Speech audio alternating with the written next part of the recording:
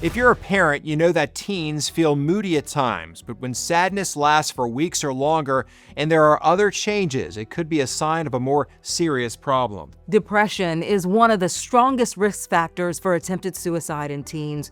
And we're going to talk about one young woman's attempt to take her own life, and it may be difficult for some to hear. In a study published in 2025, the CDC found depression remains at persistently high levels in teens.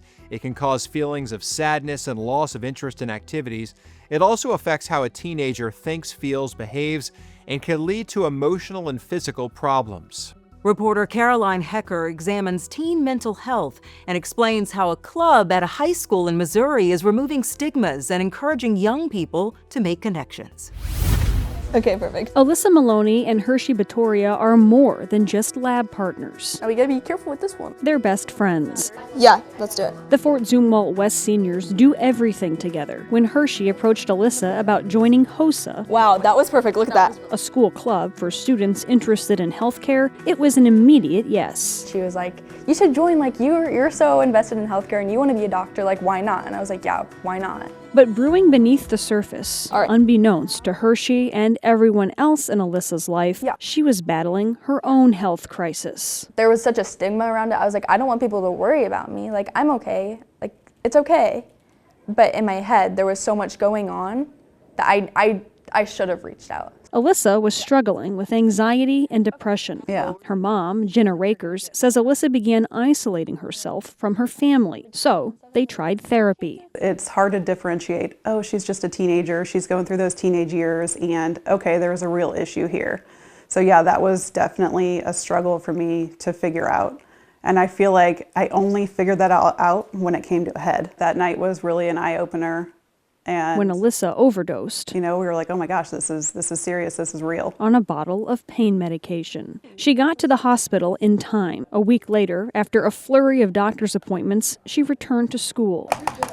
That's when she told Hershey what happened. I think the biggest misconception is that like there's a certain stereotype of people who go through things like that.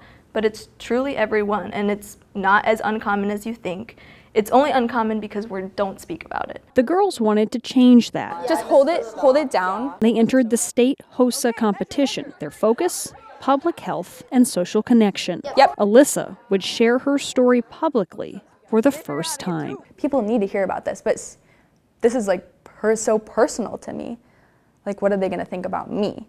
But I had to set that aside and know that telling my story is gonna help me open up, make those connections, and then it could also reach at least one person, which is all I wanted. It ended up reaching thousands. The girls took second place at state and advanced to the international competition, a first for Fort Zumwalt West. So proud of each other. This has been so fun. This has brought us so much closer. We've been able to help each other, learn from each other. It's been I wouldn't have done it with anyone else. Who won the Pipette playoffs? The work is far from over, We have 4. but their impact is already being felt.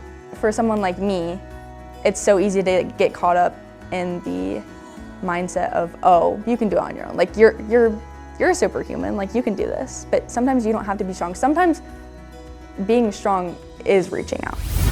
The Mayo Clinic says depression symptoms likely won't get better on their own, and they may get worse or lead to other problems if untreated. Depressed teenagers may be at risk of suicide, even if signs and symptoms don't appear to be severe. If you're a teen and you think you may be depressed, or you have a friend who may be depressed, don't wait to get help. Talk to a healthcare provider, a parent, or someone else you trust. You can also call or text 988 to reach the Suicide and Crisis Lifeline.